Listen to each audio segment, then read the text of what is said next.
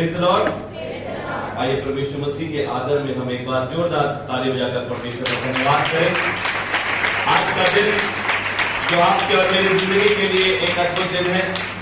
लोग कहते हैं कि जब ये मातम का दिन है तो क्यों इसे शुभ कहा जाता है, इसे गुड फ्राइडे क्यों कहा जाता है। उनको नहीं मालूम कि प्रभु यीशु मसीह की मृत्यु ने पूरे मानव जाति के उद्धार का काम किया, और अगर वो नहीं मरता तो हमारे और आपके जीवन में परमेश्वर की स्वर्गीय आशीषें और परमेश्वर के सामर्थ की बातें और परमेश्वर के छुटकारे का काम पूरा नहीं होता।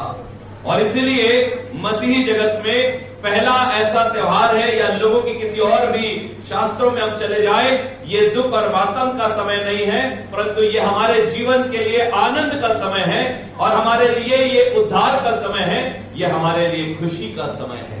निश्चित रूप से आज से 2000 साल पहले यीशु मसीह क्रूस पर मारे गए, और इसका पीड़ा और उसका दर्द हमें है, परंतु उसके बावजूद उसके मारे जाने से हमारे जीवन में आशीषें आई है, और इसे हम भूल नहीं सकते।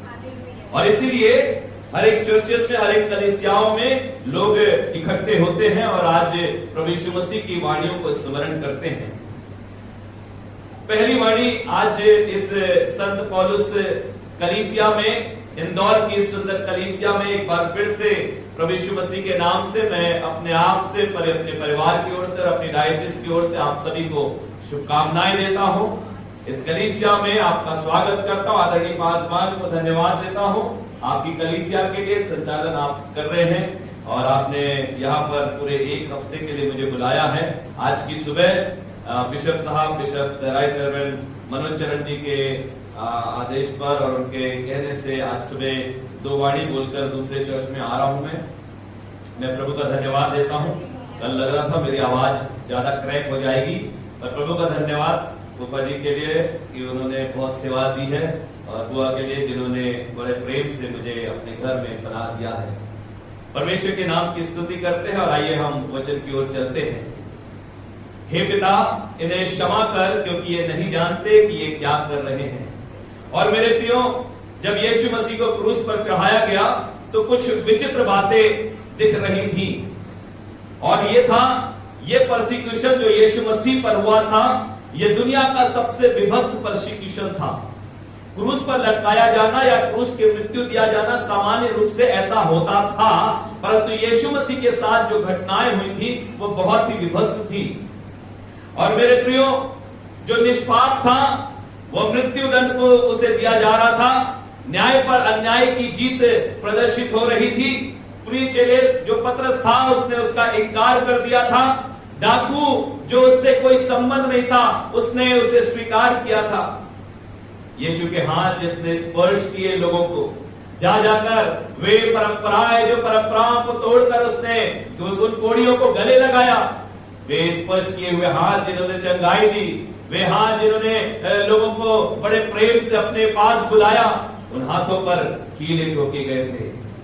उनके पैर जो विभिन्न स्थानों पर जाकर सुसमाचार का संदेश देते थे, उनके पैरों पर कीले ठोके गए थे और काट में ठोका गया था। तो श्राप मृत्यु को उसने सहरा था। कहा जाता है कि यीशु मसीह को सिर्फ लंगोट पहनाया गया था और क्रूस की मृत्यु दी गई थी। ये बात हमने फिल्मों में देखा है, या जो मसीही चित्र बनते हैं, पिक्चर बनते हैं, उसमें देखा है। परंतु इतिहासकार कहते हैं ये इससे भी कहीं अधिक विभत्स था। उनको विचित्र तरीके से क्रूरता के साथ में प्रदर्शित किया गया था, यहाँ तक कि उनका वो लंगोट भी उतार दिया गया था। आई डोंट नो, पर अगर ऐसा था तो बहुत शर्मनाक मृत्यु यीशु मसीह को दिया गया।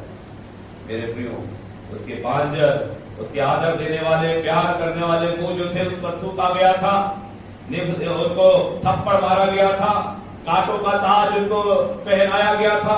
और हम एक ऐसे शख्सियत की बात कर रहे हैं जिसका कार्यकाल मात्र 3.5 वर्ष का था। हम ऐसे शख्स की बात कर रहे हैं जो बहुत दूर तक जाकर उन्होंने प्रचार नहीं किया, परंतु उसके बावजूद पूरी दुनिया आज उनको जानती है।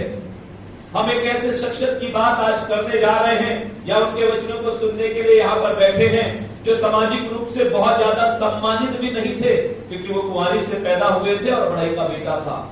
बहुत धनाढ्य नहीं था, जीवन की परिस्थितियां जो थी उसका सामना वो करते थे। और इसीलिए कहा गया है कि नासरत से कोई अच्छी वस्तु निकल सकती है। लोगों ने कहा नासरत से कोई अच्छी वस्तु नहीं निकल सकती।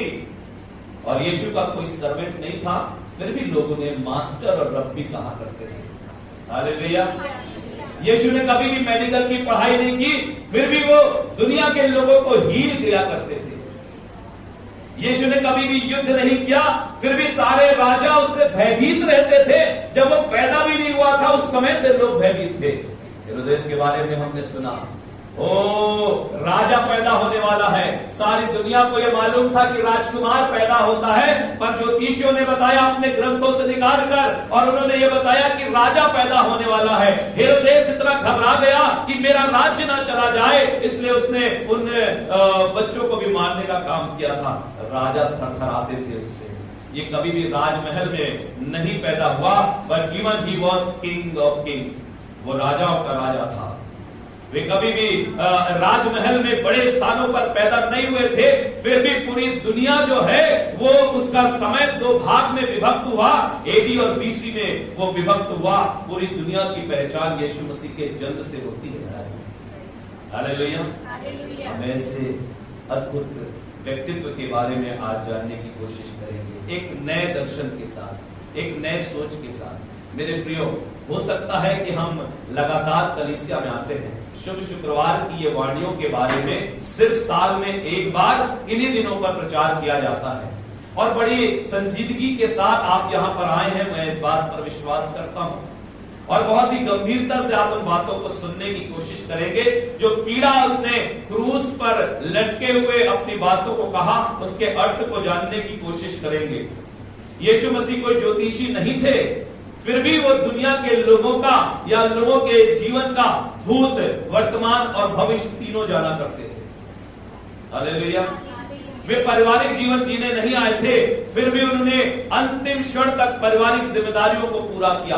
हम ऐसे शख्स की बात करने जा रहे हैं। मेरे प्रियो, वे पूर्ण मनुष्य थे और पूर्ण परमेश्वर थे। बीते दिनों में हमने इसके बारे में सीखा। उनका जीवन मात्र 33.5 वर्ष का था इस दुनिया में, मात्र 33.5 वर्ष इस संसार में थे, परंतु वे अनंत जीवन की बात किया करते थे। कौन करता है ऐसा? कौन हिम्मत रखता है जो कहे कि मैं वो रोटी हूं जो स्वर्ग से उतर कर आई हूं? किसी ने देर नहीं किया स्वर्ग का मार्ग दिखाने का, क्योंकि स्वर्ग का रास्ता कौन जानेगा? जो स्वर्ग से आया है या स्वर्ग गया है, वही स्वर्ग का मार्ग बता सकता है। और इस मामले में ओनली जीसस वाज देयर, जिसने कहा कि स्वर्ग जाने का रास्ता क्या है? मैं स्वर्ग से उतरी हुई रोटी हूं। So we are talking about extraordinary person who came in this world, जो इस दुनिया में आया, जिसको लोग आज जानते और पहचानते हैं, और आज उसके बारे में हम और आप बात करने जा रहे हैं। हालेलुया। परमेश्वर का हम धन्यवाद करते हैं। क्रूस की कथा कोई आसान कथा नहीं है। ये कोई फिल्म की स्टोरी नहीं है किसी जिसे हमने बोल दिया, सुन लिया, आनंद मनाया और भूल गए। ये क्रूस की कथा जो है, ये 7 वचन जो है वो सुसमाचार के हर पहलुओं को प्रकट करते हैं, और प्रत्येक कथन किसी विशेष पहलू पर जोर देता है। एक एक वाणी को अगर आप ध्यान से सुनेंगे तो आप आत्म विभोर हो सकते हैं, जब वो सिखाते हैं कि दुनिया जो है, दुनिया ने सिखाया है, दुनिया की टीचिंग और जीसस की टीचिंग में जमीन आसमान का अंतर था। वो लोग जब ये कहा करते थे कि मौत के बदले मौत और दांत के बदले दांत, और इस प्रकार से लोग बदले का भाव रखते थे, तब ऐसी परिस्थितियों में, विपरीत परिस्थिति में किसी भी व्यक्ति ने अपने बैरियों के लिए प्रार्थना कभी नहीं किया। और हम उसी के बारे में आज बात करें। दुनिया में बहुत से नबी और पैगंबर आए और धार्मिक अगुवे आए, और उन्होंने दुश्मनों को नरसंहार किया, नाश कर दिया। बड़े बड़े ऐसी लड़ाइयां हो गई इस मामले में, परंतु यीशु ने जब वो लटके हुए थे, तब उसने अपने ईश्वरीय धैर्यता और अगावे प्रेम को प्रकट किया। लोग पूरी रात जो थे, यीशु मसीह को सताया गया था। जब उनको कोड़े मारे जाते थे, तो उनके कोड़ों पे जो कील लगे हुए थे वे साधारण नहीं थे, सिर्फ पीठ में नहीं पड़ता था, परंतु पूरी तरह से वो गोल घूमकर शरीर के किसी भाग में भी घुसता था, और पूरी तरह से उसको सारे मांस को निकाल लेता था उस जगह। पूरी रात यीशु मसीह जागृत अवस्था में रहे, कोड़े खाते रहे, और इसीलिए बाइबल में लिखा है कि मेरी पीठ पर हल चढ़ाया गया है।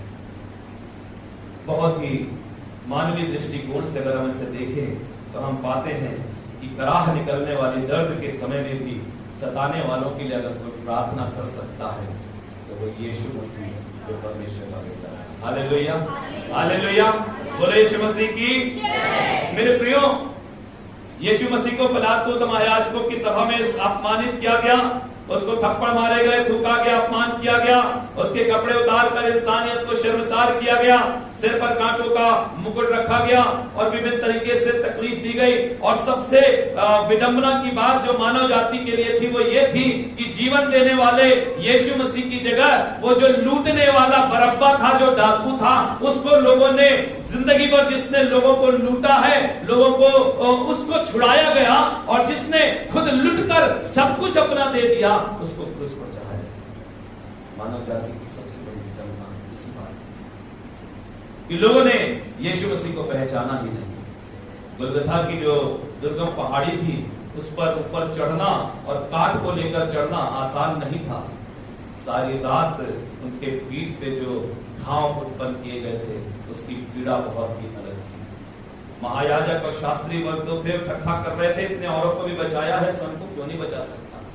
मेरे प्रियो, यीशु मसीह जो थे, उन्होंने इस बात को जब कहा था कि मंदिर को ढाले, 3 दिन में मैं ढा दूं, मैं 3 दिन में खड़ा कर दूंगा, लोग वहां पर भी इसका मजाक उड़ा रहे थे।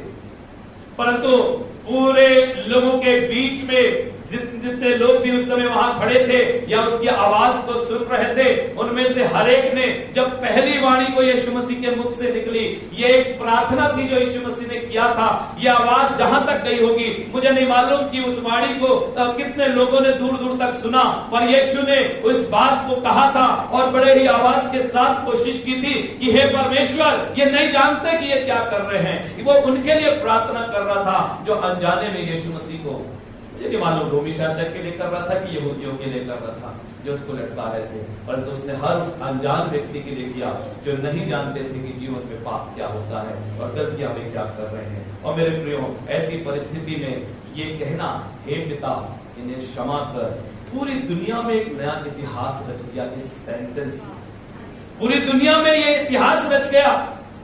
मेरे बहुत से अन्यजातीय मित्र हैं जो इस बात को, जो हमारे फंक्शन में आते हैं, तो चाहे वो किसी भी पार्टी और वर्ग के लोग हैं, हम मिलते हैं तो हमेशा इस वाक्यांश को जरूर, इस वाणी को कोट करते हैं कि यीशु मसीह के समान, ये सब ईसा मसीह के समान कोई भी नहीं है जो ये कह सके कि हे पिता इन्हें क्षमा कर, क्योंकि ये नहीं जानते कि क्या कर। मेरे प्रियो, यहां पर हम यीशु मसीह की उस अद्भुत प्रेम को जो उसने हमारे लिए प्रकट किया, उसको देखते हैं। सारा उसके अंदर जो बोझ था वो इस बात का था कि जो लोग यहाँ पर आज आए हैं, हो सकता है अनजाने में लोग आकर यहाँ खड़े, हो सकता है कोई आश्चर्यकर्म देखने आया था, क्योंकि यीशु मसीह आश्चर्यकर्म किया करते थे ना। लोगों को लगा कि शायद ये कोई अद्भुत आश्चर्यकर्म करेगा। यहूदा इस्करियोती, कई बार उसके बारे में हम नेगेटिव बोलते हैं, पर उसकी जो सोच थी, शायद वो भी ये सोचता था कि अगर ऐसा कुछ होगा, जब उसको पकड़वाया जाएगा तो ये कुछ आश्चर्यकर्म करेंगे और इसका राज्य हो जाएगा और हम फिर उसके साथ राज्य करेंगे। मैं भी उसकी अपनी एक अलग सोच थी और उसी पछतावे में पश्चाताप करा, अगर उस प्रायश्चित किया होता तो शायद वो बच जाता और सबसे बड़ा गवाह बनता इस मसीही जगत का, परंतु सिर्फ पछताकर उसने अपने आप को आत्मग्लानि में समाप्त कर दिया। पर मेरे प्रियो, यीशु मसीह का ये कहना क्षमा के उस सिद्धांत पर आधारित है और ऐतिहासिक सत्य है जो यीशु मसीह ने स्थापित किया, जो दुनिया के किसी भी व्यक्ति ने नहीं किया। हे पिता इन्हें क्षमा कर। और मसीही जीवन इसी क्षमा के सिद्धांत पर ही आधारित है। और अगर मसीही लोग क्षमा की बात को नहीं समझते तो हमारे लिए बहुत दुर्भाग्यपूर्ण होगा। हो सकता है आप 50 साल के हैं, हो सकता है आप 60 साल के हैं, 40 साल के हैं और इस वाणी को हर साल आपने उतने बार सुना है और पहली बात जो कहने के लिए गर्व के साथ यीशु मसीह कहता है और प्रार्थना करता है, हे पिता इनके द्वारा किए गए काम को नजरअंदाज कर दे, हे पिता इनको तो अपने स्वरूप में बनाया था। हे पिता, इनको ये जो है कई बार अनजाने में ये काम कर रहे हैं। तेरे बेटे के साथ जो हो रहा है इसको नजरअंदाज कर दे प्रभु जी, क्योंकि ये नहीं जानते ये क्या कर रहे हैं। इनको अभी मालूम नहीं है कि क्या होने वाला है। ये वर्तमान परिस्थिति की घटनाओं को देख रहे हैं। ये मेरे ऊपर दोषारोपण लगाकर खड़े हुए हैं। प्रभु इनको माफ कर देना पिता। वो आज भी आपके लिए तो आज भी यही कहता है, मेरे बेटे अतुल ने गलत किया है प्रभु, अभी सजा मत देना उसको, अभी उसको मौका देना प्रभु। ये नहीं जानता कि ये क्या कर रहा है अनजाने में। वो आपके मेरे लिए हर एक के लिए प्रार्थना करता है, और ये प्रार्थना जो है ये अद्भुत प्रार्थना है।